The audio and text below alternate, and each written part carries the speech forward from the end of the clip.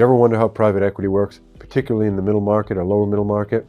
Well, in this video, we're going to walk through 7 concepts explaining how the typical private equity roll-up, aggregation, or consolidation strategy works. What are the different components? What are the different considerations? So you can understand how a very large part of the acquirer market for the middle market actually functions and what their goals are. And so in private equity, a fund raises a certain amount of money and looks to deploy that money in the acquisition, operation, and ultimate exit or sale of a series of businesses. So the first part of this is a thesis. What is their strategy? What are they looking to do? And so some private equity firms are entirely industry focused, some are more industry agnostic, but they all have a view, a thesis towards something. We're going to aggregate services, products, it could be gutter cleaning, software, urgent cares, whatever it may be. But the same concept applies. What is the thesis? What is the thing that's fragmented that they're looking to consolidate? So the next concept is that it usually starts with a platform acquisition. So in private equity, you'll hear the phrase platform acquisitions and bolt-ons, tuck-in, or add-on acquisitions. But largely speaking, the private equity thesis is first started through the acquisition of a platform company. That's a sizable business from which subsequent acquisitions can be added onto. And so an example is a lot of private equity firms will say, for a platform company, we want a $5 million or $3 million EBITDA business, yet for all add-on acquisitions, we'll look anything north of $500,000. As the operational infrastructure for the business is established and developed, smaller acquisitions can be integrated more readily. We'll touch on integration a little later in this video. So as we mentioned, third idea are bolt-on acquisitions. So a company has a thesis, it buys a platform company to begin the effectuation of this thesis, and then it goes out into the market and looks to bolt on or tuck in other similar, if not identical, companies that oftentimes are smaller, sometimes can be bigger, oftentimes address or have access to different markets, oftentimes have adjacent or complementary capabilities, but things that are related that all come into the same overall portfolio company. Concept number 4 is integration.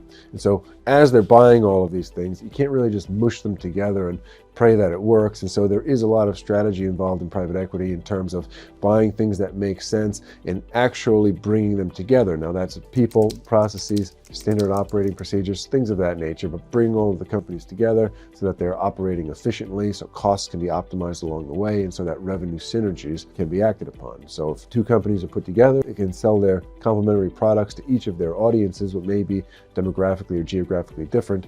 That's where you see a lot of these synergies being explored within the integration process. So concepts number 5, 6, and 7 are really the driving factors of the why. So, right, so we've talked about, okay, there's a thesis, you get a platform, you start bolting things onto it, you integrate it all into a company, and that must create some good growth for the business from a profitability perspective, from a cost control perspective. And yes, those are true. These next 3 items are the real driving forces of the private equity business model. So the first of these is the concept of multiples expansion. So as a business grows, the multiple, if you will, which as we've discussed in other videos, is the driving valuation tool for middle market businesses, expands. And so what we mean by this is typical value you'll see for $1 million to $2 million EBITDA business or pre-tax profit business is 6 times. So a business makes $1.5 million of pre-tax earnings, it will oftentimes sell for 6 times that, or $9 million for the enterprise value. Oftentimes we're able to exceed that based on other videos we've discussed of access capabilities, things of that nature.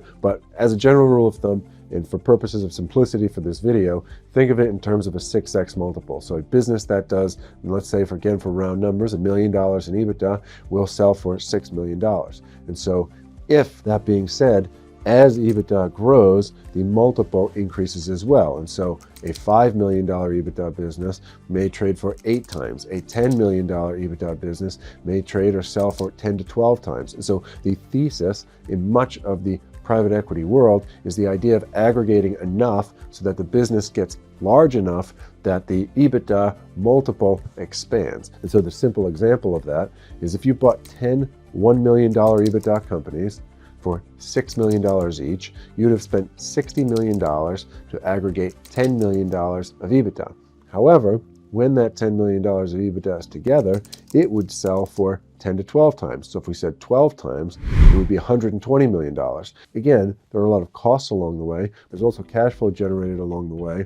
There's also synergies to be effectuated both from a cost and revenue side of things, but that's the general concept of multiples expansion. Buy 10 $1 million things for $60 million in total, and you have one $10 million thing that you could sell potentially for $120 million.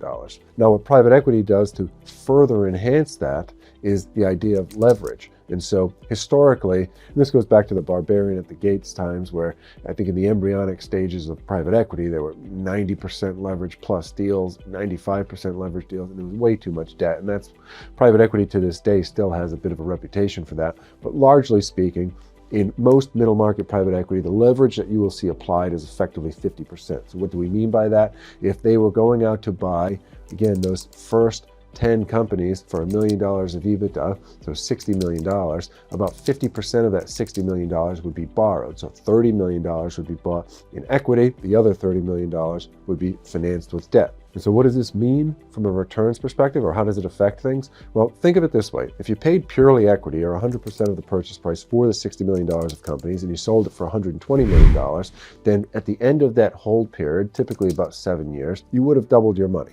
And the return over 7 years, the rule of 72, right, over 7.2 years, something will double if the return is 10% a year. So the implied return in doubling your money over a typical private equity hold period with no leverage would be 10% in that situation. Now add in leverage, and let's walk through that again. $30 million of equity was put in, $30 million of debt. The whole thing is sold for $120 million at the end of the day.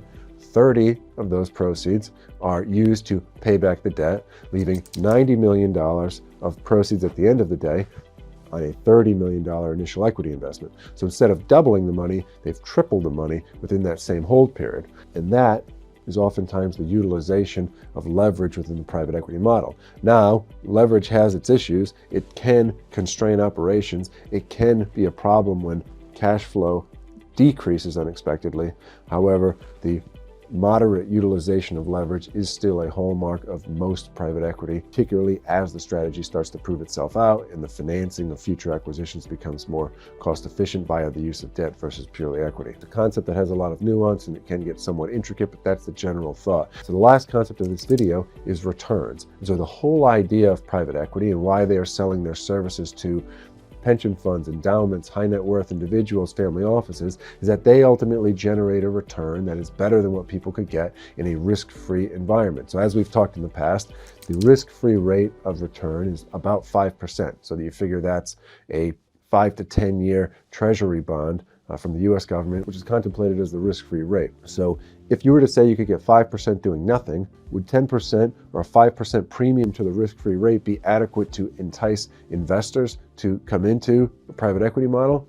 Perhaps, but it starts to feel a little thin, and therefore it's the leverage that increases that rate of return. And so what we mean by that is, go back to that example we just discussed, $30 million of equity investment to yield a $90 million return after the debt is repaid is a tripling of the money over a 7-ish year hold period, is effectively a 15 to 17% annualized return. There's cash flows that come along the way, there's synergies that come along the way, and obviously there's certain expenses that must be paid along the way too relative to the transactions and integration. But that being said, oftentimes you will see private equity penciling out their returns to 15 to 20%.